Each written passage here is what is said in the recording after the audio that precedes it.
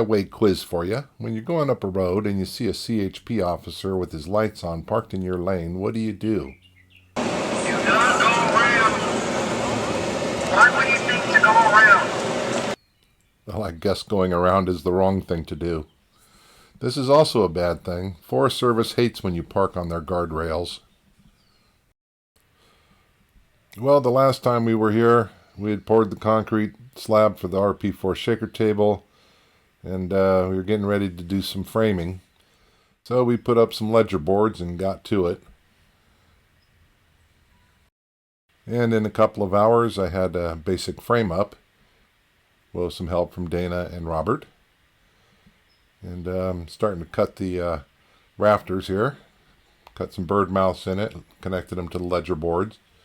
Kind of worked out nice. I got bird blocks in there, or bug blocks, so it keeps stuff out of from coming in from under the roof. There's the OSB for the roof sheeting, and this end here where the diagonal boards are, that's going to be a tool storage cabinet or closet. So we're not going to use this whole thing for the RP4. We're going to share with some needed space here. Right now the shaker table inside is covered with tools. So we really need this space. And look, we even have the OSB sheeting up. Now looking from the end here, the table looks a bit askew. It's kind of at an angle from the wall. And that's a bit on purpose. That's so I can get behind it and work on it if I need to. Also, there's no need to push it up against the wall. Although we are tight on space, we're not that tight. And it gives me a little place to sit in the shade to feed the table. We've got the siding on, we've got the doors cut, we've got latches and hinges on. We even have our first course of roofing on, which is just rolled tar paper, 15 pound, and then the flashing. So I need one more course of tar paper up there, or one more course of paper to finish it off. And then I guess we get to painting.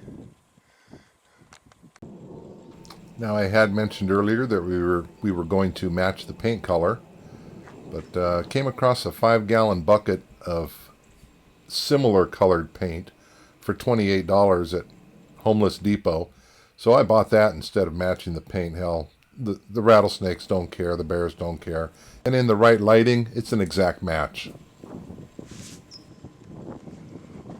So here I've finished building in the tool holding cabinet.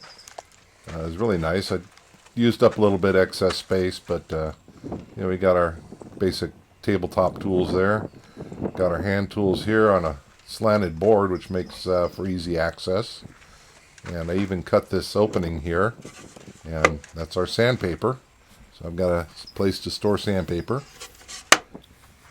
The next shelf up, miscellaneous garbage. Really haven't sorted that out.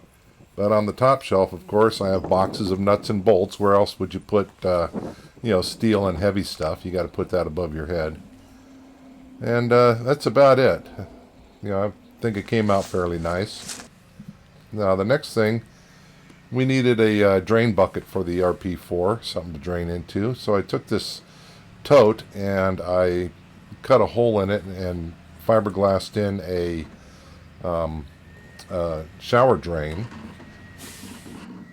It then necks down to a 1-inch line, which fits inside of the 1.5-inch line coming up out of the floor, which then goes to our recirculating tank.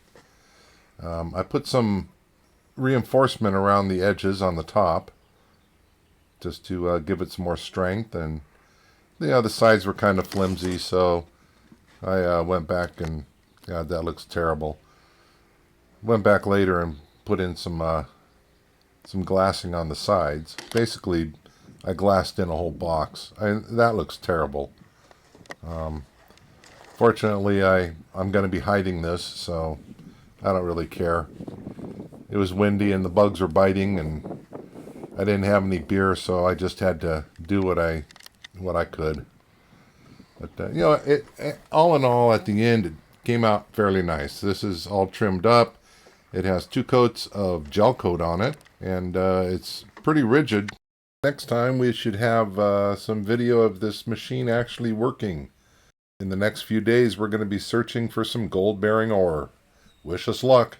Well, that's about it for today. Hope you enjoyed the tour. Complimentary refreshments will be served in the garden. And don't forget to visit the gift shop. See ya!